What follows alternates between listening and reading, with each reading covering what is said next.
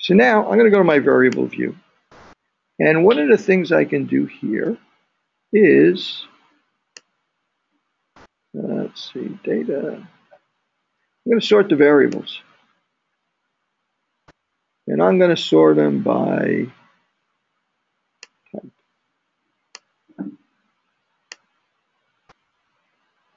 Let's see if this works. No, I don't know. Did it work? No, it didn't work. Well, measure. Maybe it's measure. Data. Sort variables by measure. Click OK.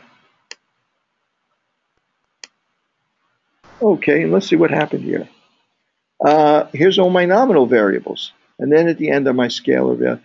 These are all scalar variables. Smoking, amount of smoking, person's height. Well, some of them it got wrong. See this one, country of birth? Obviously, that's a categorical variable. So it will fool you every once in a while. You have to go in and check to make sure that these things are right and look at the code book and make sure that they make sense. Okay, but there are many of these variables that are numerical variables. So I could try and use regression to associate the number of cigarettes a person smokes with the amount of soda that they drink per day, for instance. I could try and find that association because they're two numerical variables. I'm not going to ask you to do that right now. We're going to actually maybe do some recoding. But if you happen to be interested in these numerical variables, regression and correlation is probably, if you're comparing two of them, regression and correlation is probably where you're going to go with it. So as we go forward, as we get on through the end of the week and the weekend, you can be in communication with me and you can see where you can get to it. Now, what I would suggest that you guys do is, let me see if I can do this. Is that the best display for numerical, you think? The correlation and... Well, numerical, that's all you're going to have, right? I mean, that's really the name of the game. If one's a numerical variable, the other, unless one's a categorical variable, the other's a numerical variable, then you're looking for the averages, the difference in averages in different categories. But if it's a number and a number, you're going to be working with correlation and regression. So let me just go back to what I had here, open recent. Okay, so I want to get back to the original file. So I have what you guys have. Now let's say I'm not interested in these mood variables here, right? I can highlight them, I can edit and clear, and they're gone, right? I'm going to undo that. I can also go into the variable view. And if I'm not interested in these first 29 variables, edit and clear, and they're gone, right? So if I look at this, I've gone back in my data view, how many variables am I working with here? I'm working with, well, actually variable view probably be a better place to evaluate that. I'm working with 209 variables. Chances are you're only interested in 2 or 3 of them. So why are you working with this file that has 209 variables? It'd be a hell of a lot easier to just get rid of all the other ones you're not working with and just keep those 2. Now, if you do that, like for instance, if I eliminate all of these variables, clear, and now I'm only working with 3 variables, the ones that I want to work with. Oops. Right, I'm working with I only have the variables. I would save that as a new file, because when you save it as a new file, the old version will still be there. So if you need to go back and grab that other variable, start from scratch, and figure it out again, say, oh, I got the wrong variables, it's still there. Obviously, you can still download it from Blackboard or from the Community Health Survey, hopefully. But to avoid that, save it as a new file. But narrow your choices so you don't have to have all this detritus in your way as you're trying, because it's bad enough now because you now have to go in here and for this group, for instance, inputted POV 200. What the hell does that mean, right? Well, you go into your code book. Let me see if I can't find the code book again. Okay, I'm going to go into my code book, and that variable name was IMPUTED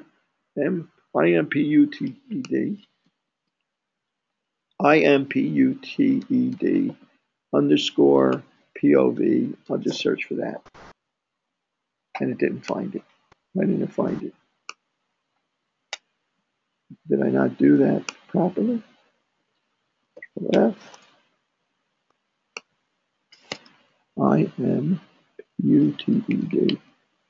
Up there, it came up. So, which one am I looking for here? Poverty group. Here it is. What is that? Household income from all sources, right? And one represents less than 200% of the federal poverty level, and 2 means greater or equal to 200% of the federal poverty level.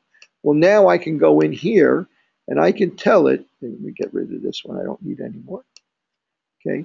Now, geez, this is like, it's like whack-a-mole. Now I can go in here to my variable view, and I know that for this variable, I'm going to spread this out.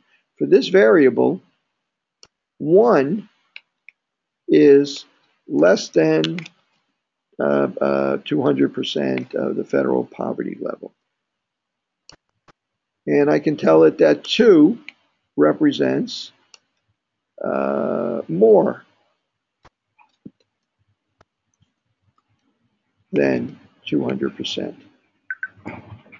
Okay, and I'm just going to add that and say, okay. So now when I go into my data view, I can actually see that change.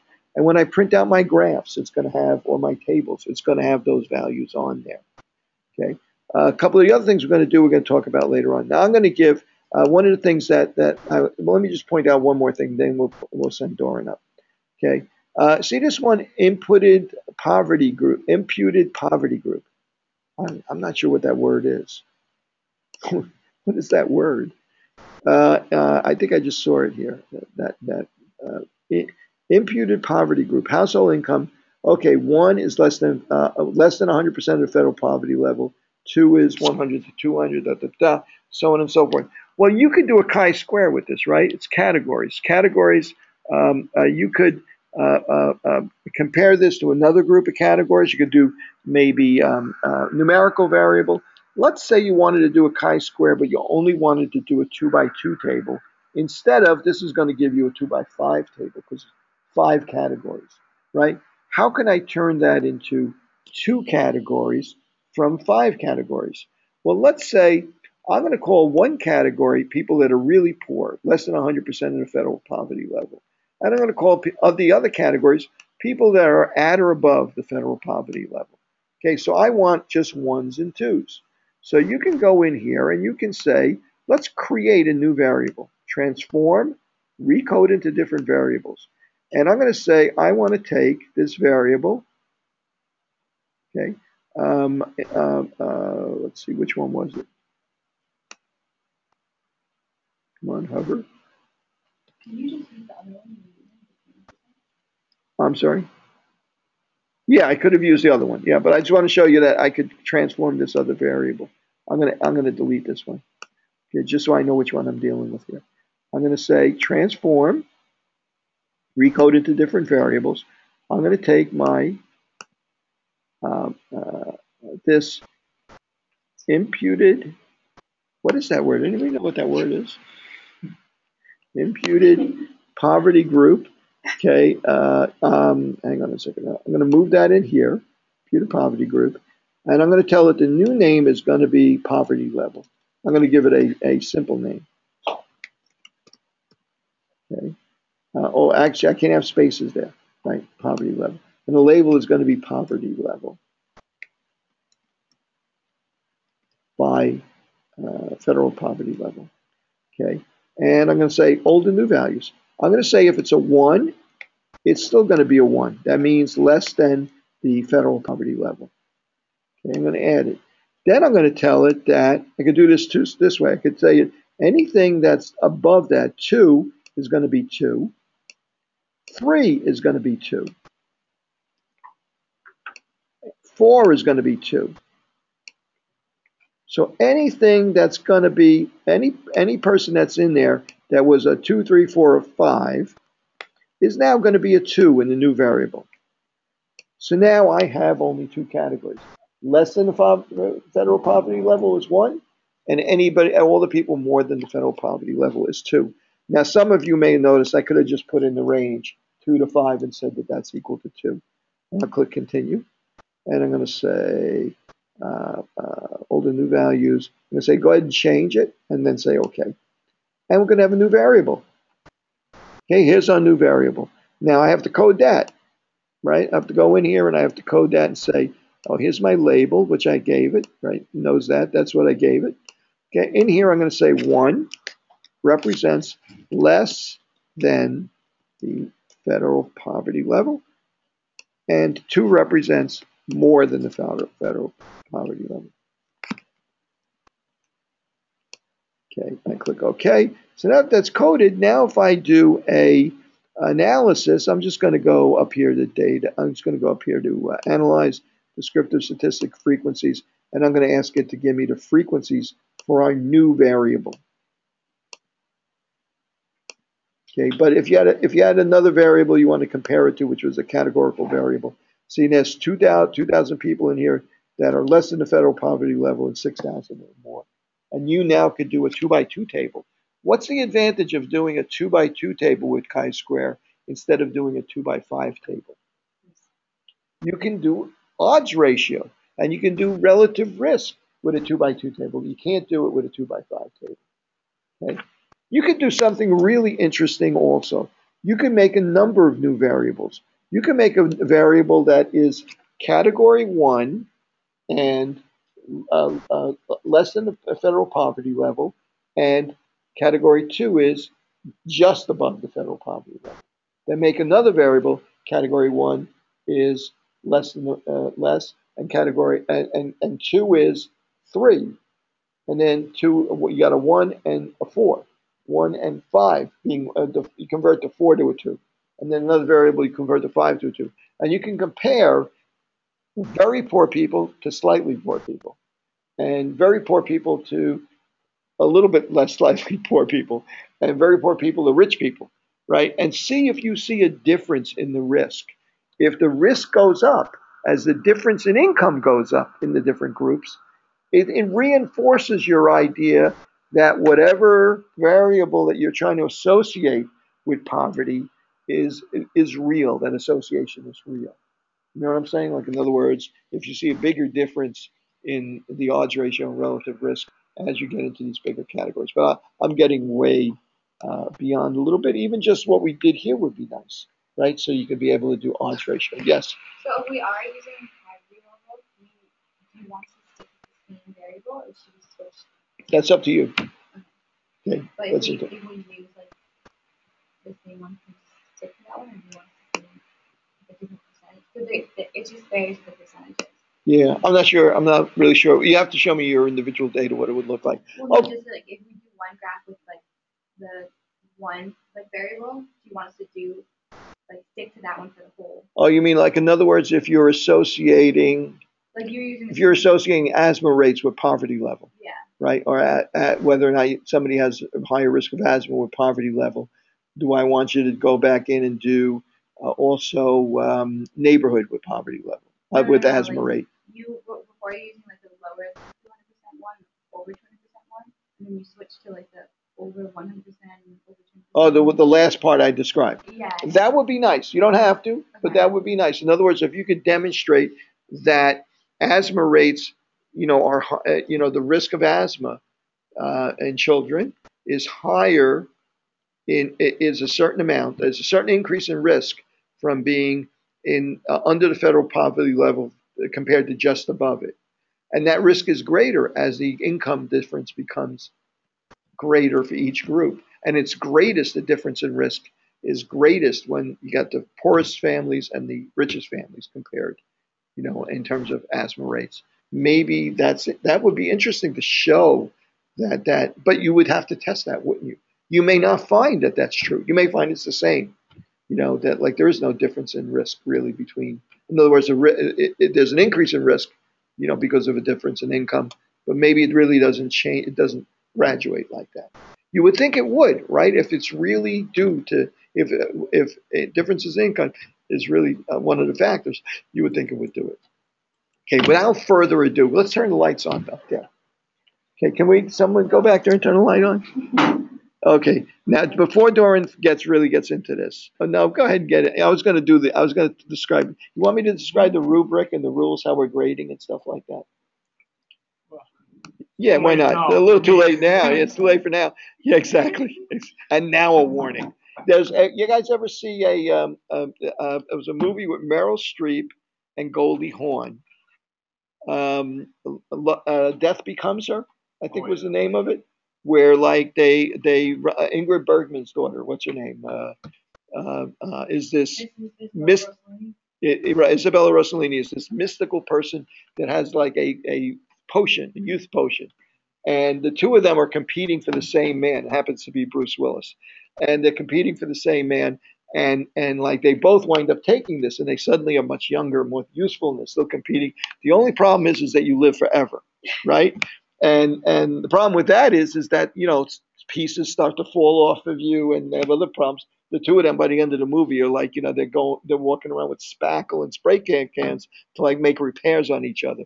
But at any rate, Isabella Rossellini gives this cure to Meryl Streep, right? And she says, this will do this. And she has her swallow it, right? And then right after she swallows it, and she says, and now a warning. And Meryl Streep's response to that is, and now a warning? I mean, after she's drunk, it's exactly right. That's exactly what I thought of when you said that. So at any rate, let me just go over that quickly. Yeah, I guess it wasn't too fair, I guess. Okay, let me find this stuff. Let me see where I put it now.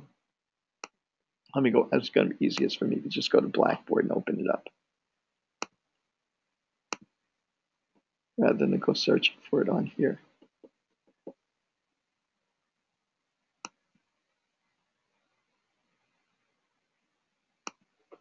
Okay, and of course, Zoran gets a little bit of a skate on this because he gets graded a little less rigorously than the rest of you will be. Yeah. It's only fair, right? Okay, let me find this now. Where is it? Here's all our project stuff, right? We have over here is all the instructions on your final project, including the document I'm about to open. This is some basic steps on putting your project together. It shows you. Actually, I have to redo that because I moved the tabs around a little bit. And this is your instructions for the final project. Let me just open that up. Okay, final project. You're going to put together this document. You'll see how Doran has laid it out. 8 by 10 pieces of paper, and somewhere between 8 and 10, most likely you'll wind up with. There's a certain minimum font size because you want to be able to stand in front of it and read it. It's not like a regular document.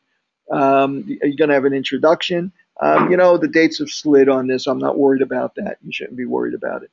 But I do want you to post it to those areas, the discussion boards, and I want you guys to critique each other's work and so on and so forth. So as you go through that, go ahead and post it. And there is some. There will be a little bit of credit for that, in terms of the participation grade. If I see you going on there and helping other students with critiquing and helping other students and making suggestions for other students.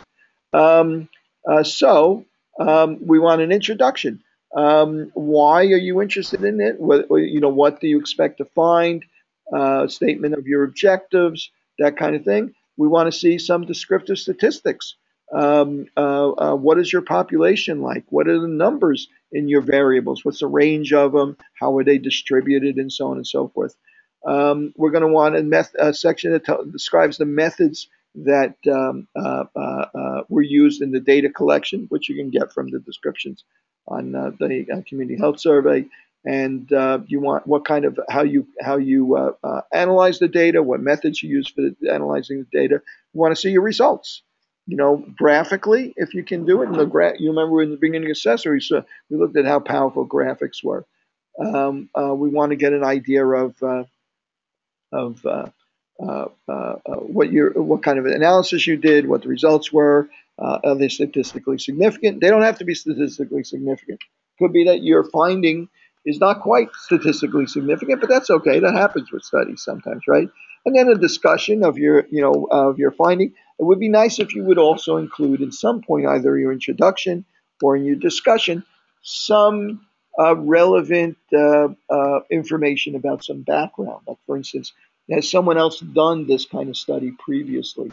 Is there some information? Do you have a reference or two that you might put up there? And then finally, the grading rubric. You can look at this for yourself. What we're basing the grade on, what we're looking for each different section, and so on and so forth. Obviously, bad grade is that like you only did the absolute basic description of the data. The conclusions are not supported by the results, which is a bit of a problem, or we can't even read the report. So that's a bad grade, right? Good grade is that we can understand all this stuff. You can go through the rubric and you can figure out, what we're looking for on here. Do you want citations? That would be nice if there's some background you can get that, this is one of the reasons I'm interested in this is because, this has come up. There's other people have been investigating this as well. It would be nice. You don't have to do, it's not a thesis. I don't expect to pay, 20 pages of, maybe one or two citations might be nice, right? That might help. Doesn't mean you have to do that, but it certainly might help. So that's the rubric. You can look at that and decide. And just to open one of these, okay, this is someone that here's their introduction. They did come up with a couple of references, two articles that they came across: prevalence of child and adult obesity. What were they investigating? Obesity among adults, and I guess the association with sugary drinks. Now, if you are inevitably, some of you are going to wind up working with the same data. Okay, just do your own work, right? So that you don't wind up with the same references and same. Just do your own work and do it yourself. Do your analysis and so on and so forth. So they presented some graphs. I guess he doesn't like color. Some of the other ones have some color in it, or I don't know. Maybe he didn't have it available in the printer that he was using. The methods that he used, where the data came from, what kind of variable it was. Dichotomous variable, that's nice. Right? It had two values, obese and not obese. Crosstabs, he used crosstabs. He calculated an odds ratio, and he gave us an indication of his results. His odds ratio, 1.69. And this is kind of what you would see in abstracts, right? You saw odds ratio, 1.69, 95%. Somebody asked me before, Tony, a lot of times you say, for instance, the odds ratio is 1.69, which suggests that the risk for this exposure is 1.69 times the risk of, times what the risk is for people that don't have that exposure. Well, you don't have to put it in those terms. I do that to make it a little bit more descriptive when I'm talking. But for professionals like us, we know now that odds ratio 1.69 with a 95% confidence interval 1.463 to 1.953, that's self-explanatory to us. We know what that means, what an odds ratio like that means. And we know that confidence interval excludes one.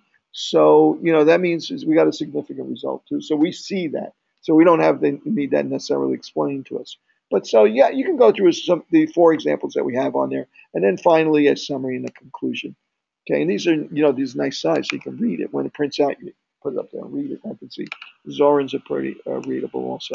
So you got 5 minutes to go through step by step. Introduce yourself, the topic, your name, and so on and so forth, and then go ahead. Okay, now I am going to turn on the webcam. Okay, and then we'll move this out here so we can see it. I don't know how well this is going to work, but no, I think actually it may work pretty well. I don't know that you'll be able to hear that well, because unfortunately, we're working with just the microphone in my laptop, and I'm going to move this over here so we can see. Okay, how's that look? Can you see that? Oh, something's in the way. Why don't we see the yellow?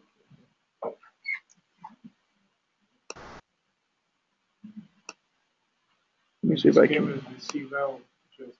I want to see if I can. No, it's not that. The webcam's over in that corner. I don't know why I'm not seeing a bigger view of the. No, still same deal. I got it expanded here, Don't know why it won't expand there. No. Okay, we're going to have to live with that, unfortunately. I'm going to move it out of the way so you don't have to look at yourself as you're doing this. Okay, so let's move this over and bring this out here. And by the way, there's a place to upload your final version or even interim versions. You can upload as many versions of it as you want. Only grade the last one, the one you actually present in class. So there's a spot there on the final, under your final project on that one of those tabs where you can click on it and you can upload your project. And you can upload early versions of it if you want me to take a glance at it. Okay, there's only 30 of you, so I'm only going to go nuts over the next 2 weeks to listening and looking at these things. Okay, so Zoran, introduce yourself and your topic. Hi everyone, my name is Zoran, and I will be doing presentation on association between production of sugary drinks and the level of education and population in Europe. Especially I like sugar drinks. I see a lot of people drink it, and I don't know why. All the time, it's kind of interesting to me. Sorry, you can't hear me because I'm far away. Yeah, it's hard. Also, you're whispering. Yeah. Also, that doesn't help. You're not here, missing the show. Talk to the back of the room. You're talking like here. Oh yeah? Yeah. They're yelling at us online.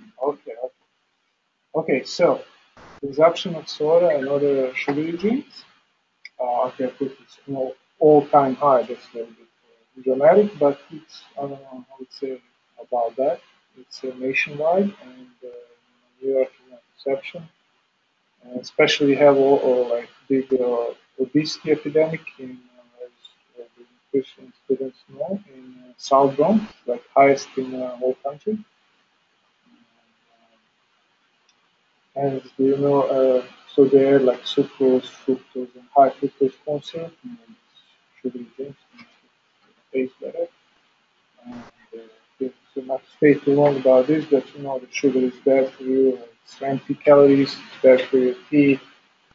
It can overload your liver. You know, it's in high fructose corn syrup form, and of course it can cause insulin resistance, which is diabetes. And of course, this is most important, I think. Positive sugar and its ability to cause massive dopamine release, which makes you feel real good, so gets you addicted. So that's why people go back to drinking, is addicted. And it says here that many studies that pinpoint causes for consumption of sugar, but this is just analysis to inspect the relationship between sugar drinks and level of education using community health survey for New York 2014. And I have one reference here. This is a good one. It's from Journal of Pediatrics about nutritional and energetic consequences of sweetened drink consumption in children, 6 to 15, but the same problem for everyone. For the most part, I'm not going to interrupt you while you're giving the presentation. If I have questions, I'll probably hold them to the end. I'm sorry. Just respected my 5 minutes. Yeah, you're 2 minutes in, but you're doing good. Okay. Okay, so descriptive statistics I have here. Okay, you cannot see it from there or even, but I have demographics. I have first histogram here with race and ethnicity. Then next one, pie chart. I have with educational status, and I have this what is mean. It's 1 to 4. 1 is less than high school. 2 is high school grad, 3 is some college, and 4 is college graduate. So from lowest to highest education. This one is for age groups from 18 to 65 plus, and this one is borough of residence, so 1 to 5 Bronx to Staten Island. And methods, okay, so as I said, I used the CHH 2013. One question, one of my variables is question by consumption of drinks per day. So like from 0 to 5 per day, how many are used. And education categories 1 to 4. And I used SPSS and ANOVA, analysis of variance, because there's 4 different means for education. And so this is my new hypothesis that all means are the same. And alternative is that at least 2 of the means are different, significantly. And the results over here, I got, because it's a very large sample of over 8,000 people, my F score was 54, and significant level is 0.04, so less than 0.10%. And as you see here, we have means for all 4 categories, and it goes, it's highest on the level 1. So the less education you have, more likely you're drinking more gas. That's what it's showing here. And the post-hoc, of course, is going to show me difference between comparing 1 to other 3. And as you see, number 4, college graduates, it's the most significant difference with every other group. And also the less than high school, I changed this just for the less than high school with the group number 4 college graduates also. But these 3 between is not that like 2 and 3 group, okay, they're not giving so much difference. And I like this mean plot. You suggest maybe I change, but I like it because it shows, you can see the line is dropping, is going down. So from consumption to education. So the more you're educated, it goes down. And the big difference is at the highest end there, college. So I will like the picture. Sure. Yeah. Okay. Graphically. Okay, you're on your last minute. Okay. So I reject my new hypothesis and accept the alternative. So there is different, at least 2 means. And significance level, as I said, and after unequal slope, Bonferroni. I already explained this. And so means are different. So even though we cannot prove causal relationship, we can assume that more you're educated about, sugar and consequences, then you're going to drink less. So we need more education in general and more nutrition education for everyone. Okay. Yeah. So because we don't have like nutrition education at all, like elementary school, even high school, and over, okay, good. More business for us, nutrition needs. All right. Thank you very much, Zoran. Okay, now I'm gonna critique this, and you got a little bit of a right on this because you got the first guy up, right? Okay, so I really like the introduction. I really like the fact that you referenced this. You found some articles that gave you some background on this stuff. Good descriptive statistics. You made good use of graphics here. You can get a good idea what the demographics of these big groups that we're looking at are. And the methods, he used the correct method, right? He's comparing different different groups of education, 4 different groups of education, the categorical variable. He has actual numerical variable in terms of consumption of sugar. I don't know if it's ounces or drinks or whatever, but it's numerical variable. Yeah, drinks per whatever, per day or week or something like that. So he actually has numerical data there. So unlike many of the others data that you're working on, which are crosstabs and stuff, categorical and categorical variables, he was able to work with these. He did the chi-square. He did his analysis of variance. He found a statistically significant difference between there's no hypothesis that all 4 means are the same, and his alternative that at least 2 of them are different. He found that he can definitely hypothesis significance from 0 to 0.000. And he then ran his post hoc test. If he hadn't found that, he wouldn't have run post-hoc test. In the post-hoc test, he found that there was a significant difference between college graduates and all of the other four groups. But not all of the other four groups were different from one another.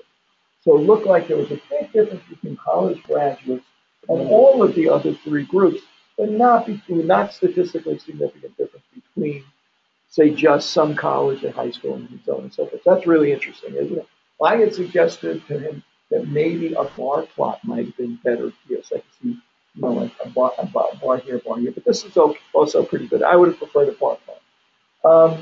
This is nice also, except it's hard to read. These SPSS charts are hard to read. Yeah. If you have the time and the energy to do it, you can use Excel or whatever, it's Word or something like that. You don't have to absolutely use the charts that you produce in SPSS. You can actually summarize these charts with just the relevant parts of it, and then put those in.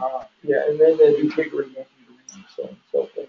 Right? And he told us about his results, the value for his analysis of variance, and so on and so forth, and his post-hoc test. And then he gave us a summary of it. So that was pretty good. Okay, so I think overall for first shot, right, looks pretty good to me. Okay? So now you're all going to be doing better. All right, thank you very much, terrific. You can take that down, but you have to upload that to me. You'll see that this is with the final presentation. Okay, thanks. Here, take that with you. Okay, so is that pretty much it? You understand what happened here? This thing right here is a poster. If you were doing this in real life, you might be at a conference. And if you were really researching this is a study that you actually were working on. And maybe you were not ready to publish yet, but you wanted to get some feedback on the stuff you had done so far, if there's interest in it, and so on and so forth. You and maybe 100 other people would bring their research, organize it like this, put it up on an easel or on a wall or something like that. And you'll see it if you go to some of these conferences, the American Public Health Association conference, American Professional Hygiene, they'll have poster sessions. They'll have 100 people. They'll have corridors of these self-standing walls. They're kind of like these partitions they use in offices, just lines of them with these mounted on there, and they'll be standing there, and people will walk through there, and they'll look at the research that people are working on, and they'll stop and say, I'm interested in that, and they'll stop and talk to the researcher. And they'll have a little chat, and they'll maybe exchange some information. They may even be able to help them out with it. I know a fellow at Columbia that's working on something very similar. You should get in touch with them, or something like that. So that's the deal on this. These are real mechanisms for communicating information to other professionals at conferences. And it's good exercise in actually doing some application, like acting like a real epidemiologist or dietitian doing some research and stuff. So that's why we're doing this instead of a third test. We could have had a final, but this is more interesting, and I think it's more practical in terms of actually learning some stuff. Okay, thanks. I knew nothing about statistics before this. Oh, good. Okay, I'm really comfortable. Oh man. Okay, good. I love hearing that kind of stuff. That's fabulous. All right, excellent. So let me see where we stand now. Okay, we're at 8:21. I'm going to take a few. You guys, I know it was hard to hear them, but I hope you got a rough idea of what was going on there. You guys, you saw the kind of presentation, and I'm going to post Soren's presentation. I'm not going to say it's among the 4 best ones that we got the last time, but I'm going to post it so you can see what he did, and you can hear and you can put that together with what at least my comments were. I didn't say you shouldn't use the graphs from SPSS. I'm saying that sometimes when they're complicated and they have a lot of extraneous information that you don't really need, it might be better if maybe you make your own chart or something like that up. Obviously, it'd be easier to just plug in the ones from SPSS, but and a lot of times that'll be fine. But sometimes you can make it easier. You can make things easier to understand, a little bit more intuitive if you kind of weed out some of the stuff that isn't really necessary. You can use whatever you want.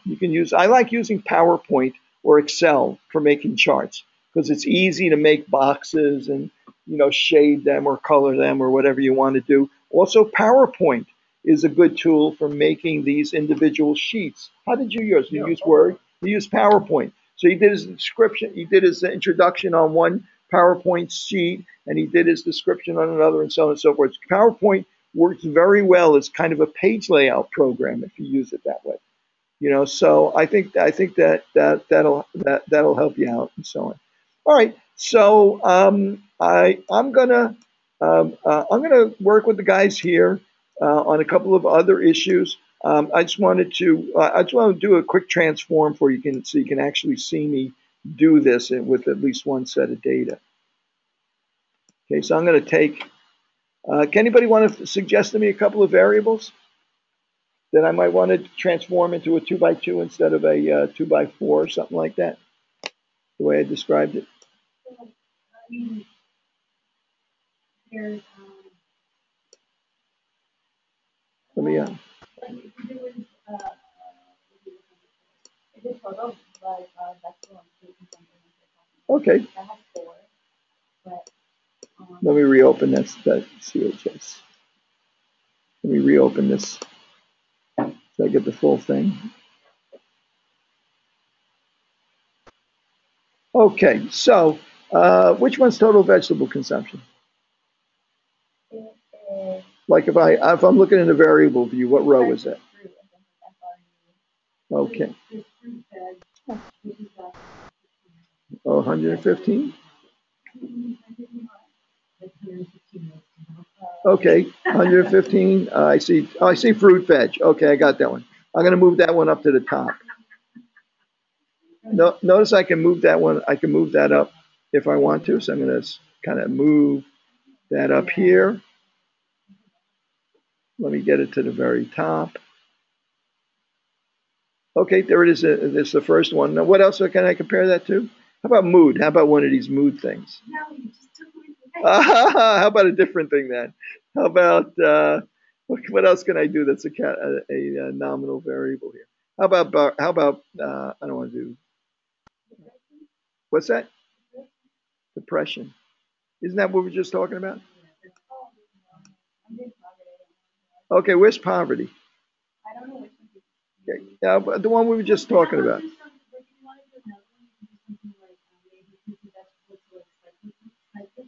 Cycling frequency because there are like 6 different categories. Cycling, like how much you ride a bicycle? Yeah.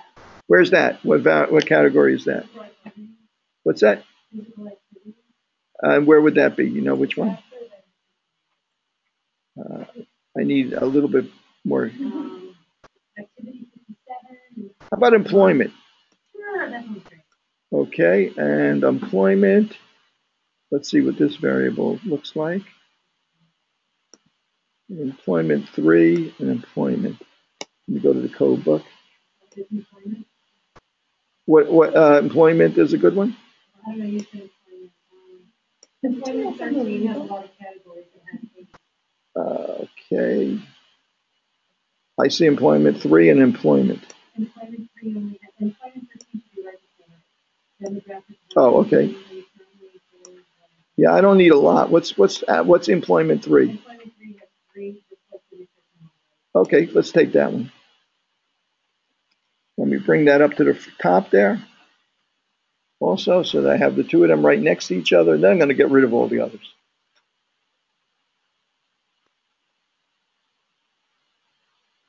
Just to understand, so when like descriptive statistics are just taking the descriptive statistics that are in the study. You can do both. It could be either. In other words, let me delete this.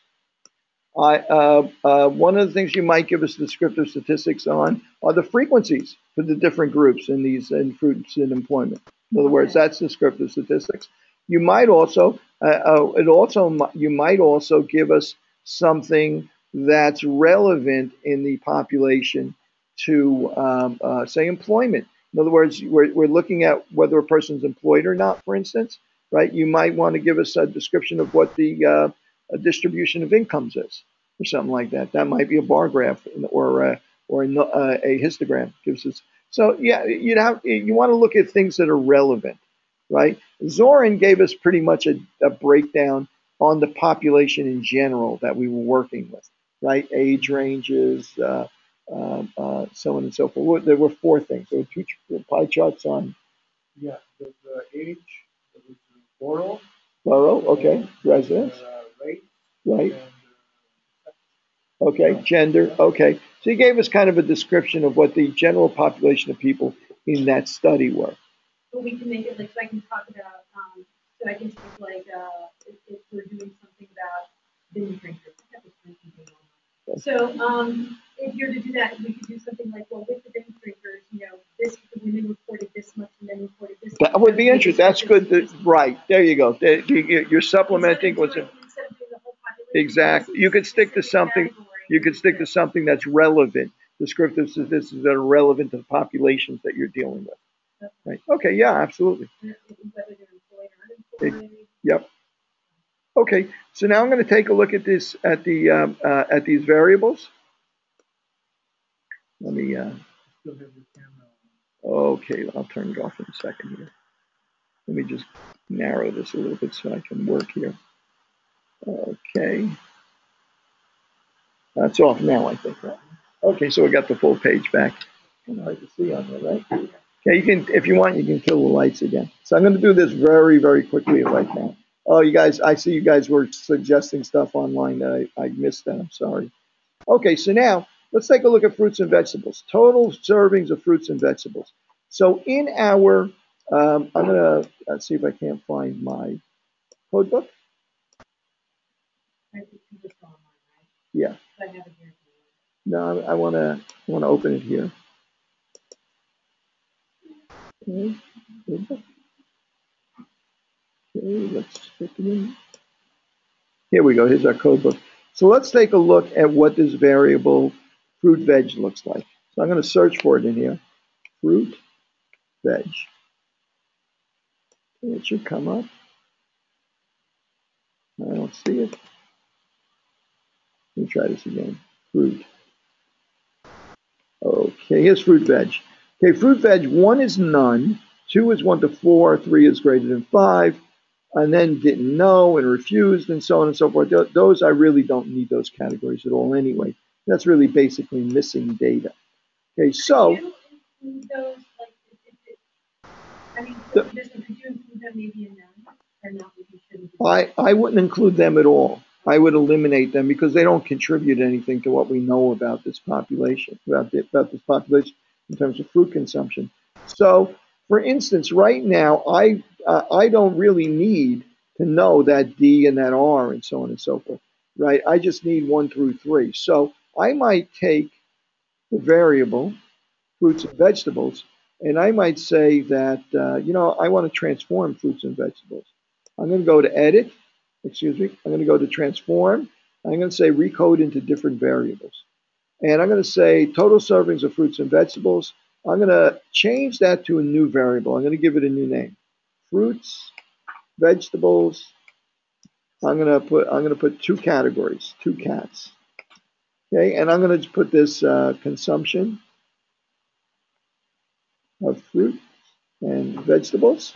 Okay, the name has to start with a letter, and it can't have any spaces or special characters. The actual variable name. So now I'm going to take my old values, in which 1 was somebody that ate no vegetables at all. I'm going to keep that value. I'm going to say 1. I'm going to add it. So now 1 in the old variable is now 1 in the new variable. Next, I'm going to take the other variables, and I'm going to say 2, which means they ate some, but not a lot. And I'm going to say, okay, that's 2, at least they eat some vegetables. And then the third one, I could say 3 and 3, and let's see what we wind up with there. Okay, so I wind up with a new variable that doesn't have any of the other detritus in it. Okay, that K and D and so on and so forth. And I can click change, and once I change, the OK comes up, and I can click OK. And now you'll see a third variable appear. Here's our third variable. And while I'm here, I'm going to code that third variable. I'm going to say 1 is none, no fruits and vegetables. 2 equals some, 2 equals some fruits and vegetables. and 3 equals a lot. You're going to give it better descriptions than this. I'm about to do that. And vegetables. I'm going to add that and say okay.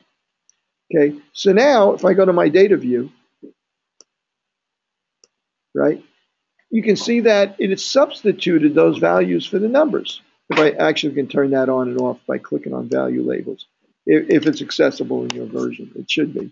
Okay, so now I'm going to do the same thing for employment. What was that? What were the categories for employment? I didn't close that. Nope, that's not what I want. Okay, you did employment 3? Yeah, here we go. Yeah, employment 3, control F, employ 3. I think I did employment 3, didn't I? I think so. Okay, and that's 1 unemployed, 2 unemployed, or not in the labor force. You know, maybe I'm only interested in 1 and 2. I don't care about not in the labor force, and I don't care about, I'm just comparing employed people to unemployed but looking people. Okay, so maybe I don't want 3 and the rest of it. Okay, so maybe I'm just interested in 1 and 2. So now I'm going to go in here and I'm going to do the same thing again. I'm going to transport, recode into different variables. And I'm going to say, I'm going to take, oh, I got poverty level. Oh, no, I'm looking at the wrong, I went into the wrong file. Okay, I'm going to say transform, recode into different variables. And I'm going to take employment status, right? I'm going to say that I don't need this anymore because I already did that change. SPSS tends to be sticky where this stuff is. Yeah, I got to put it back. I'm going to take employment status. Okay, I had to take that one out because I'm going to do a new change. And this new employment is going to be, EMP is going to be employment status. Employment status. No, I can't put any spaces in there in the variable name. I can put it over here. Okay, that's my label. Old values. Well, 1 represents someone that was employed. Actually, I'm going to make 1. I'm going to take that 1, someone that's employed, and make it 2. I always like to keep the undesirable, the bad outcome, or the bad exposure, the lower number, because it's just going to make it the right spot on the table. It's going to be easier to interpret. So I'm going to say, well, hang on a second here. I got to get rid of these. Let me get rid of all these. Okay, so what is that saying? That's saying that what was 1 is going to be 2 now. 2 is now 1. Yeah, what is what? Well, actually, what was 1 is now 2. In other words, employed is now going to be, instead of 1 is going to be 2. In other words, the number that represents employed used to be 1, now it's going to be 2.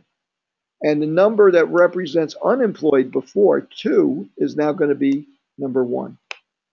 Okay, it'll be obvious in a second. You're just switching. I'm just switching them, yeah. And I'm reducing it. I'm not putting the other category, not in the labor force, not looking for work. So if you don't put it, it won't put it on. I'm sorry. Like if you don't put 3 or 4, it won't put it on. That's correct. It'll only move over the values that you tell it to. Okay, so I'm going to say change, and I'm going to say OK. So now while I'm here, I'm going to go ahead and code this as well. Okay, let me go in here into variable view. I'm going to code this, and now 1 is unemployed. I might have even actually, if I were in a hurry, I would have spelled it right. And 2 is employed. And I'm click OK. Okay, so now I've coded this whole thing. I'm not worried about that. I've coded this whole thing. I've created 2 new categories, 2 new variables based on the old variables, where fruits and vegetables, we have 3 categories. Employment status, we have 2 categories. So I'm going to go ahead and do an analysis on this. They're both nominal or categorical variables, so I'm going to do chi-square. I'm going to go to descriptive statistics. I go into crosstabs, because that's where we set up chi-square. In the rows, I'm going to put the exposure. I'm guessing that employment status is going to impact whether or not you eat a lot of fruits and vegetables. They're expensive. And I'm going to put, I want to use my new variable, right? Which one's my new variable? Employment status is my new variable. right? And consumption of fruits and vegetables in the columns. Employment status affects how much fruits and how many Yeah. fruits and vegetables. Right, rather than fruits and vegetables affecting whether you're employed or not, right? I don't think. It might. I guess, yeah. Okay, so I'm going to go into cells just to start off with, just to see how this works out. I'm going to click OK, and I get a 2x2 table. And here we go, unemployed. We got 114 and 506. Some vegetables, a lot of vegetables, and so. Well, okay, that's interesting. And now I can even do a chi-square based on this. Analyze, descriptive statistics, crosstabs. I can go in here and I can do a chi-square, see if there is a statistical difference between our expected values and what we observed. I'm going to calculate my chi-square. So our null hypothesis would be that there's no association between employment and fruit consumption. Okay, and let's see. Oh, look at this, 24.0. There is an association, right? But it's hard for me to interpret the association because I had this funny 2x3 table here, right? Let me do something interesting here. I already have two values for employment. Let me do two values for fruits and vegetables here. I'm going to make a new variable. Transpose, recode into different variables. And now I'm going to take my consumption of fruit. I got to get rid of all this old stuff, all this old detritus. I got to move that back there, right? So I'm going to take my consumption of fruit, and I'm going to change it into a new variable, fruits. I called it two categories there. I shouldn't have done that. It's three categories that I did there, fruits and vegetables. None or some. Okay, I'll call it that. None or some, just two categories.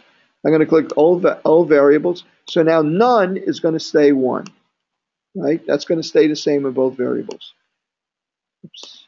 Oh, it's already in the list. I got to get rid of these. So a 1 in the old variable, meaning they ate no fruit, staying the same. But a 2 in a new variable, a 2 in the old variable is going to be a 2 in a new variable. They eat some fruit. And a 3 in the old variable is going to be a 2, which means 3 meant they ate a lot of fruit, but now it's just 2 is going to represent they at least eat some fruit. Okay, so now I'm going to say, go ahead and change this and say okay. So now I'm going to recode this, right? I'm going to recode this variable, put values in here. 1 means no fruit. They consume absolutely no fruit. 2 means they eat fruit.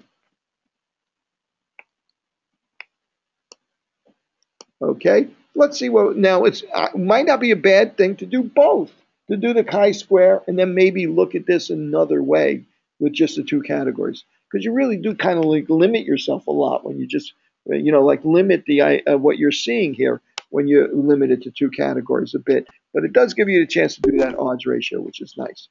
Okay, so now I'm going to go to Analyze. Whoops. I'm going to go to Analyze, Descriptive Statistics, Crosstabs. And now I'm going to keep employment up there, right in the rows, right, because I didn't change that. But now I'm going to put my fruits and vegetables, just two categories, none or some. And I'm going to click Statistics here. I'm going to turn off chi-square for now. I just want to get the cells. I'm going to click in here, and I'm going to click in, give me the percentages by rows. I'm going to click OK. And now, when I get a nice table, let's see what the table tells me. The table tells me that unemployed people eat no fruit 16% of the time. Employed people eat no fruit 11% of the time. So people that are unemployed eat no fruit more often than people that, it's more likely that a person that's unemployed will not eat any fruit than a person that is employed. Interesting, right? And not only that, now we can go and analyze descriptive statistics crosstabs, and we can say, well, give me the chi-square and also calculate our risks. I'll say okay. Okay, and let's see what we got now. Now your chi-square shows us a significant difference between people that eat fruit and don't eat fruit in employment. And our outcome here, our odds ratio is 1.591 with a confidence interval of 1.2 to 1.9. Well, what does that tell us? One is excluded from the confidence interval. So there is the fact that people who are unemployed are more likely, at least 1 point, the odds of this person not eating fruit if they're unemployed is 1.6 times as likely as a person that is employed, right? 60% bigger chance or risk that they don't eat fruit if they're unemployed. Okay. And because one's not in the confidence interval. You know that it's a statistically significant result. If one was inside the confidence interval, you couldn't say with 95% certainty that it's different than one. That difference, that 1.21, is not just due to chance, rather than a real difference in the two groups, with less than 5% chance of being wrong. So see, you can manipulate this data. You can recode this data. You can look at it as a 2x3 table, which will give you some interesting information. Then you can recode it into a 2x2 table to break up these two groups and take a look at it another way. Like you could have looked at this, broken this up into college graduates and non-college graduates, and see an odds ratio. There you go. Okay, and not only that, that would be much. And you could do the income. You could change the incomes into categories. In other words, I'm sorry, you could change the education into categories. I'm sorry, not the education. I mean the sugar consumption into categories. You could have had college graduates and non-college graduates, or you could have grouped together some college and college, high school and non, and have those two categories and grouped a lot of no sugary drinks or no or little sugary drinks into medium or a lot of sugar. A lot of ways you could have manipulated this data to look at it a couple of different ways if you wanted to get odds ratios and stuff. You did the right thing with analysis of variance because you happen to be working with numerical data and categorical data. That's the right thing. You could have done all sorts of other interesting things, but that's really what it called for. So you really didn't need to do that. You